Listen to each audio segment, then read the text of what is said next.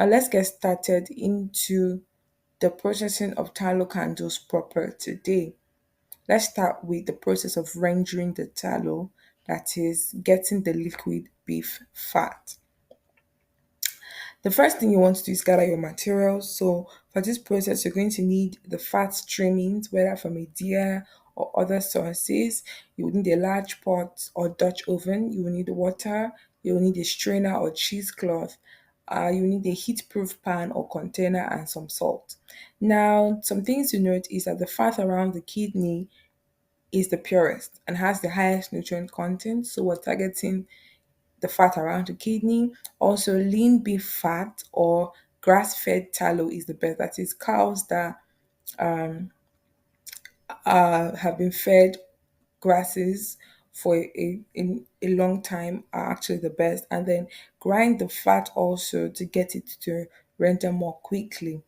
So from that last point, the first thing you're going to do is to cut the fat into small pieces, so no larger than 1 inch cube for a faster rendering.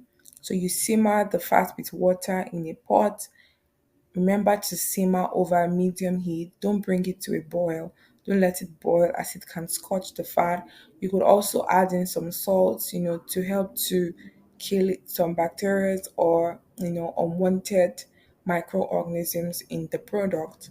The next thing you want to do is to skim off the impurities. So as the fat is melting, some large pieces of meat or rind may rise to the surface. So skim that out. Strain and cool the tallow. Once all the fat has melted, remove the pot from the heat and let it cool slightly. Pour the liquid tallow through a strainer lined with cheesecloth into a heat-proof pan. The next thing you do is to solidify the tallow. Now, this is a stainless steel bowl, so it is perfect for putting it in the fridge, as this will also help to, help the tallow to solidify faster.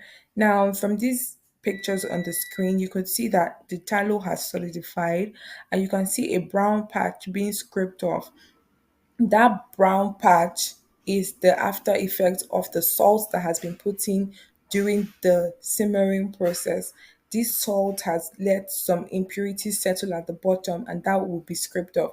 Now, like I said earlier, to solidify your tallow, you can refrigerate, or you could also place them in a cool, dry, draft-free area until the tallow hardens completely. You can also break it into smaller chunks for easier handling.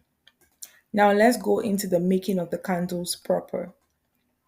So we already have our beef tallow, but then you have to work on the candles now. To work on the candles, you have to prepare your wick. So the wick is like the rope that is at the middle of the candles. So you can use natural fibers like cotton or lining. You can also braid multiple strands for thicker wicks.